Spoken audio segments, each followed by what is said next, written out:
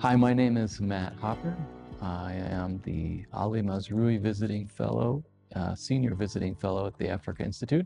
And my background in African Studies is I teach as a history professor in California Polytechnic State University in San Luis Obispo. That's a mouthful, so we usually shorten it and just call it Cal Poly. I've been teaching there for about 17 years, and I came from UCLA, which is where I found my love of diaspora studies. I worked with a professor called Ned Alpers, who first introduced me to the history of the African diaspora in the Indian Ocean. And I've been involved with African studies since the late 90s when I was a graduate student at Temple University. I attended my very first African Studies Association annual meeting back in 1998 in Philadelphia. And I was inspired by presentations by people like Pierre Larson and even Ali Mazrui, for whom this fellowship's named. So the focus of my research is on the history of liberated Africans in the Indian Ocean world in the 19th century. So who are liberated Africans? That's the name that's assigned by the British colonial administration to enslaved Africans who were removed from slave ships by the British Royal Navy.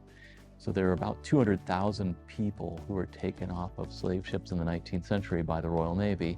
Most of them go to Sierra Leone, but probably between 20 and 30,000 of them were captured in the Indian Ocean and were taken to places like Cape Town, the Seychelles, Mauritius, Zanzibar, Aden, Bombay, and a few other places. And they're never liberated in the sense that the term implies. Liberated Africans are always indentured, usually to British subjects at British ports around the Indian Ocean. And so I'm studying the history of those people and what happened to them, what their life experiences were like once they arrived at those places. And so during my time here, I've been going off and doing archival research and working on drafting the chapters of will be that book manuscript on that history of liberated Africans in the Indian Ocean world.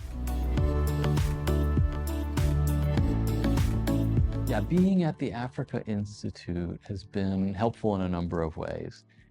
For one thing, I've been given this very generous space in which to work, and I've been able to interact with my colleagues here, other fellows and faculty, and that's been really inspiring.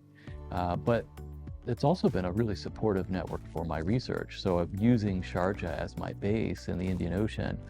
I've been able to make research trips to archives in places like Mauritius. I've been able to do in-depth archival research, meeting with local scholars and experts there and interact with them, but then also bring that research back here and interact with the faculty and fellows at the Institute. I've also been able to present my research and get feedback on it, and that's been really inspiring as well. This has been a really supportive environment financially, but also in terms of the kind of feedback, the level of comments you're able to get from people within your discipline, but also from other disciplines. And it's been incredibly helpful for me to get that kind of feedback from people who can serve as like a sounding board as you're testing new ideas. The Africa Institute is a place where people can test new ideas, get helpful feedback, and then turn that into new productive scholarship. So this has been an ideal place for me to be this year.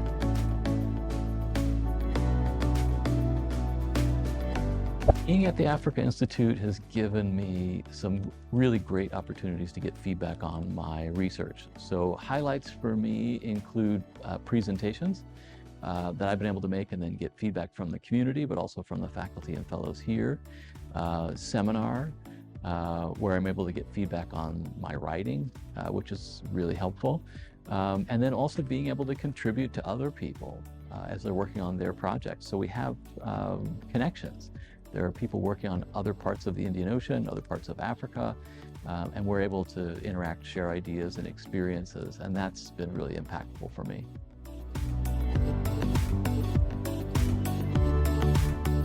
So one of the great things about the Africa Institute is that it's interdisciplinary, which means right down the hall from me are people in African American studies, people who do literature, people who do archaeology, film. And so that means the feedback that I'm able to get isn't just from people in my own field or my own discipline. I'm able to get feedback from people who are doing very different things, but who have connections with the work that I'm doing that sometimes are really surprising. So it could be that somebody's done archival research or who's made a film or who's been reading novels that actually directly connect to the work that I'm doing. So that's been actually really inspiring to get the kind of feedback that you're never going to get back home, or if you're just going to disciplinary meetings. The kind of interdisciplinary feedback that you're able to get at a place like the Africa Institute is really powerful. It's been really impactful. Yeah, so one of the opportunities that I've had here is to interact with students, with faculty, with other fellows, with visiting groups. So a visiting group from the United States came and interacted with me. I was able to give a presentation to them on my research. But I've also been able to visit some other local universities, including NYU Abu Dhabi and the American University of Sharjah.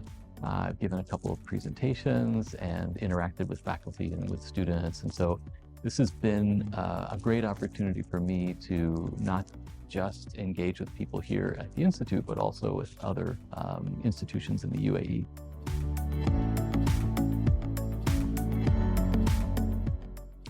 My advice for people who are considering coming to the Africa Institute is to come.